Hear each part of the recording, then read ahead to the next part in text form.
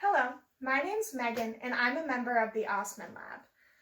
Here is a picture of some of the really cool scientists that I get to work with every day. And we're really interested in understanding how plants respond to the environment around them. What I mean by that is, well, plants just can't get up and walk away from the environments they live in like we can. They have to stay where they're growing. So they have to come up with different ways to kind of deal with those different stresses that they experience in the environment. And well, what I mean by that is, are the temperatures too hot or are they too cold? Do the plants have too much water or maybe not enough water? Or are the plants being attacked by some germs that are making them a little sick?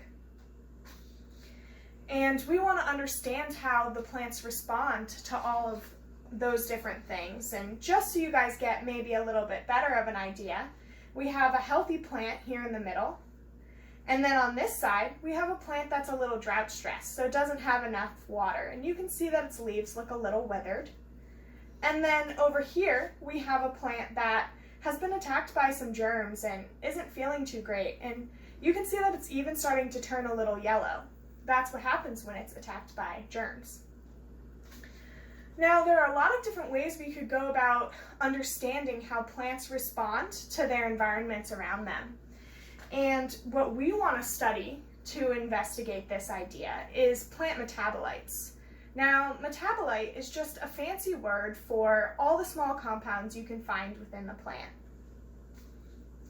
Now, these small compounds have a lot of different roles. For example, they can help the plant grow and develop and produce flowers. They're the reason why strawberries are red, and the reason why mint leaves smell like mint when you crinkle them up. And finally, they can even help plants protect themselves against hungry caterpillars. So to demonstrate to all of you today just how cool plant metabolites can be, we're actually going to do an experiment with red cabbage. Now, I know this looks a little purple, but it's actually red cabbage.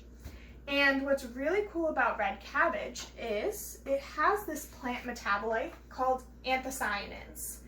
And what we're actually going to be doing is we're going to boil the anthocyanins out of the red cabbage and make a red cabbage juice. And well, we're going to see what happens. To start off our experiment, the first thing we're going to want to do is make sure that we have all the supplies we need. So I've made this supplies checklist for all of us to be able to follow along. Now, the first thing we need is a head of red cabbage. You're also going to need some clear cups, some watercolor paper and paintbrushes, a kitchen knife and cutting board. Now, kids, remember, for the kitchen knife and cutting board, make sure that you have your parents help you out. You're also going to need a strainer. A metal or a pasta strainer will work. You're going to need a medium saucepan, coffee filters, various household items. Now these are going to be things like soda, laundry detergent, apple juice, or baking soda. You're going to need a stove, and finally you're going to need access to water. Those are all the materials that you will be needing for this experiment. Once you have all your materials gathered, you can begin working on your experiment. I have the to-do list right here. So our first step is we're going to cut up the red cabbage into just chunky pieces. So again, kids, please do this step with the help of an adult.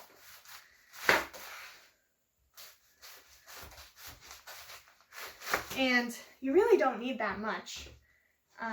So I'm just cutting this up into some chunky pieces.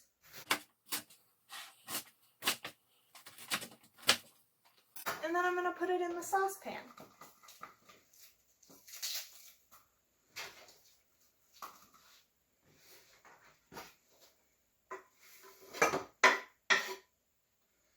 Perfect. Now, once you have your red cabbage in your saucepan, then you're going to fill it up with water just so that the water covers the top of where the red cabbage is. So I have my water covering my red cabbage, And now we're going to move over to the stove to boil this for 5 minutes.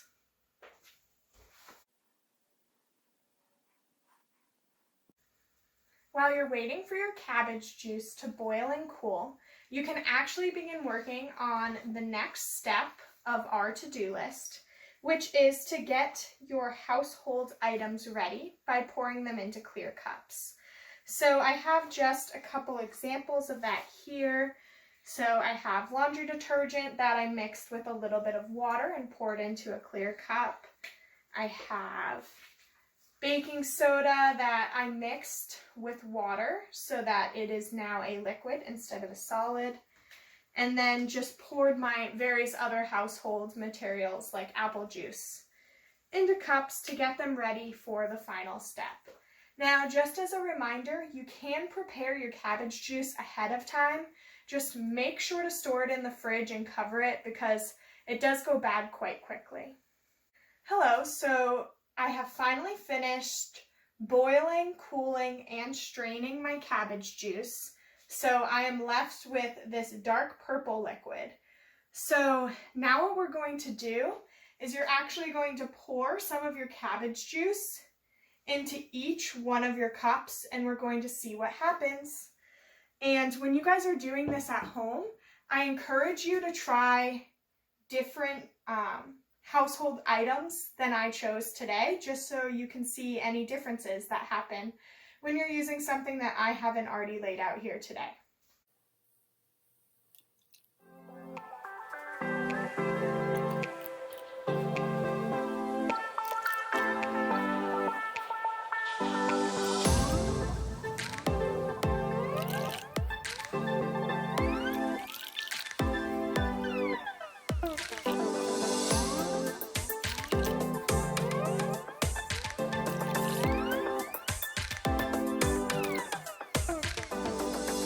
Now, if you didn't get a good look while I was pouring the cabbage juice into each one of my household items, I am going to show you a little before and after. So, for the Sprite, for example, the before is the clear liquid.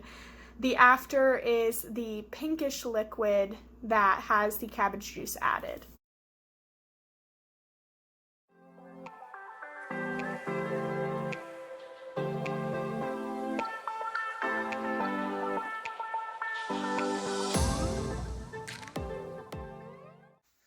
Whoa, now why did all our solutions change to these crazy different colors?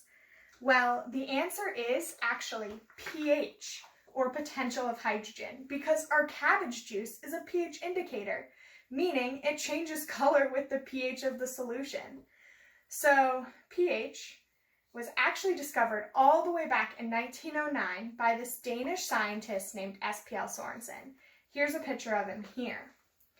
pH is actually a scale, so it's measured from 1 to 14. More acidic solutions are a lower pH. More basic solutions have a higher pH, and pH 7 is considered neutral. Now, to help you guys get a little bit of a better understanding of this, I have some taste-friendly examples. So, for example, lemon juice is a pretty acidic solution. And you know how lemon juice has that sour taste? Well, that's actually the acidity in the lemon juice. But actually, a lot of the things we eat are at least slightly acidic. For example, even milk has a pH of 6, which is below neutral, so therefore slightly acidic. As we get more into the basic side of things, we have baking soda and soap. So here are some examples of acidic and basic solutions. If you want to get an idea of whether a solution is acidic or basic based on our cabbage juice pH indicator, just try to match up the colors of your solution with the colors seen in this scale right here, and you can try to figure out what the pH of your solution is. Now, if we want to get into a little bit more of a technical definition of pH, we can start talking about hydrogen ions. Now, in an acidic solution, there are just a lot more free hydrogen ions, meaning hydrogen ions are just floating around by themselves, not buddied off with anything. However, as a solution becomes more basic, the number of free hydrogen ions in that solution actually decreases. So, as you can see over here, we don't have any more hydrogen ions floating around by themselves. They're all paired off with something else. So, we can actually use an equation to calculate pH based off that concept of acidic solutions have more free hydrogen ions. And that equation is pH equals the opposite log 10 of the concentration of hydrogen ions. So what did we learn today? Well, first off, we learned that plants have these small compounds in them called metabolites that can be the reason why they're a certain color or smell or even help them grow and defend themselves. We learned that anthocyanins are one of those metabolites, and anthocyanins are the reason why red cabbage is red. And 3, we learned that when you boil those anthocyanins out of the red cabbage juice, that it can become a pH indicator and tell us what the pH of our solutions are. Whoa, isn't that so cool? So now, before we all go, I have one last parting activity for you guys. So we're actually going to show you that science is beautiful. So this is when you're going to take your watercolor paper and your coffee filters and your paintbrushes, and you can paint whatever you'd like. You can make a butterfly if you attach 2 of the coffee filters together with a paper clip or some tape. And you're just going to create your abstract drawing using your red cabbage juice pH indicators. So have fun, and I hope you guys enjoy your red cabbage juice.